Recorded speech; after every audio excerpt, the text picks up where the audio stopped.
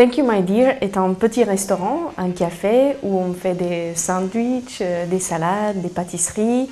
On offre un très bon café, thé, limonade maison, thé glacé maison, des jus de fruits. Tout est sans gluten, on fait tout sans gluten. On fait notre pain pour les sandwichs, on fait tout maison. Tout est frais, on n'a pas de congélateur, on achète les légumes au marché. Je ne mange pas de gluten moi-même et je me suis aperçue qu'à Paris, l'offre est très petite. Et pourtant, il y a des gens qui sont allergiques. Par ça, je pense que même les gens qui ne sont pas intolérants au gluten se sentent mieux quand ils ne mangent pas de gluten. Je vais commencer par vous présenter comment on fait le pain ici, chez nous. On fait le mélange des deux farines, farine de riz et farine de sarrasin.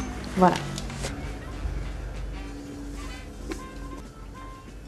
Un peu de sel et après je mélange tout ça. Maintenant, je prépare la levure.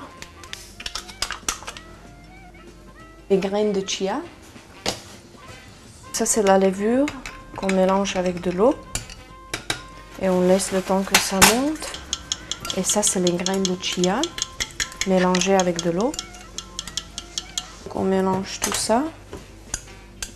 La levure, les graines de chia, l'huile d'olive et de l'eau.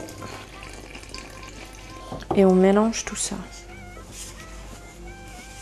On mélange la pâte avec l'aide de notre batteur semi-professionnel. Maintenant, on met la pâte dans les moules pour faire le pain pour nos sandwichs. On laisse la pâte lever pendant 45 minutes ou 1 heure et après on le met au four pour cuire. Je vais vous montrer comment on prépare un sandwich au pesto de kale et basilic avec mozzarella marinée au basilic, tomates fraîches et un peu de salade. En fait, kale, c'est un chou frisé qui n'existe pas beaucoup en France, mais de plus en plus. C'est une légume qui est très bon pour la santé. On peut le manger cru en salade, donc ici on fait aussi des salades de kale, et on a préparé le pesto pour les sandwichs. On va mettre le pesto. Après, mozzarella. Et les tomates, une salade,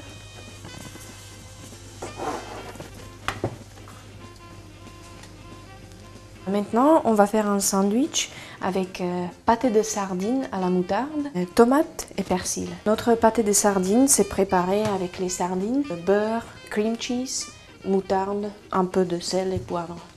Ensuite je rajoute quelques tomates. Et après le persil.